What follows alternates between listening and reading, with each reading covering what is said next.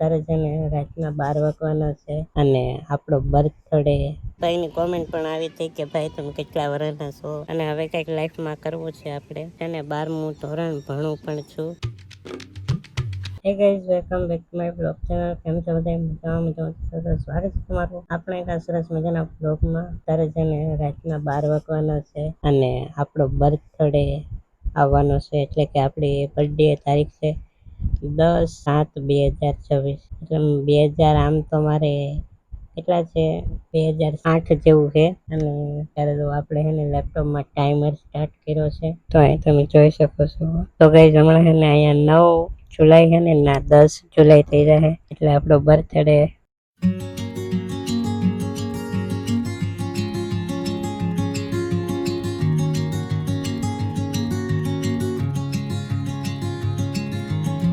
જો 12 વાગી જાય.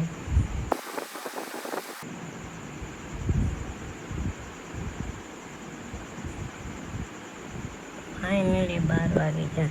તો આપણે એને સ્ટોરી બોરી બધું મૂકી દીધું અને અત્યારે તો 12:14 થઈ ગઈ છે. તો કાંઈ નહીં, અત્યારે હું હોઈ જાય. હવે ઊંઘ આવે છે તો ગુડ નાઇટ અને અત્યારે હોઈ જવાનું.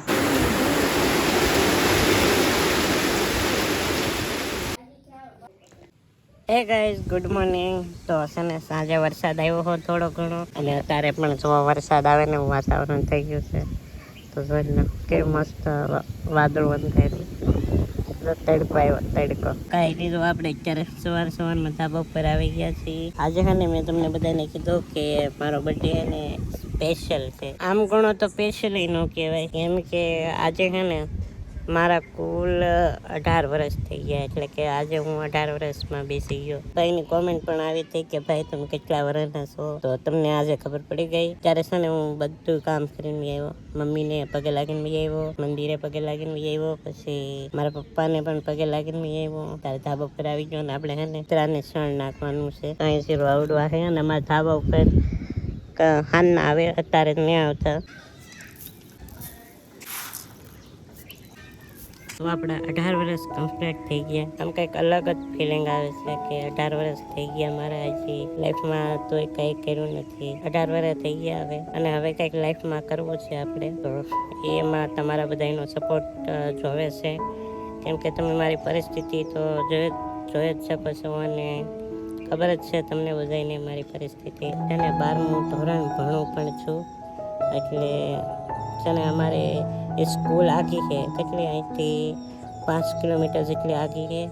તો સ્કૂલે જવા આવવામાં તકલીફ પડે, એટલે હું સ્કૂલે તો જતો જ નથી. પણ જો એનું કંઈ તમારી પાસે સોલ્યુશન હોય ને તો જરા કોમેન્ટમાં કહેજો. એક ભાઈની કોમેન્ટ આવી કે ભાઈ તમારી પાસે બેટરીવાળી સાયકલ નથી, તો એ સાયકલ નથી મારી પાસે. ફોર્મ ભરવાનું આવે પણ મેં હજી ભર્યું નથી, ભરી દઈશ. એટલે ભણવાનું પણ સાથે સાથે છે, એટલે બ્લોગ ઓછા નાખીશ. અને આમ અઠવાડિયામાં 2 બ્લોગ તો આવી જ જશે. આપણે કદાચ અઠવાડિયે 1 પણ આવી શકે ને અઠવાડિયામાં 2 તો નાખી જ દઈશું. અને હવે આપણા 18 વર્ષ થઈ ગયા, તો આપણે હવે લાઈફમાં કંઈક તો કરવું છે. એમાં અંદરથી થાય છે કે નહીં હવે કંઈક કરી બતાવવું છે એમ. તો નહીં, કંઈક કરી બતાવશું આપણે. હવે આપણે આ બ્લોગિંગનું કરીએ છીએ, પછી સાઈડમાં ભણવાનું પણ છે. અને રહેતા પછી કંઈક થોડુંક ભણી લઈશું તો આગળ જઈને આપણને કાંઈ આવશે. મારી લાઈફમાં છે ને ઘણું ખરું આમ જોઈ લીધું છે.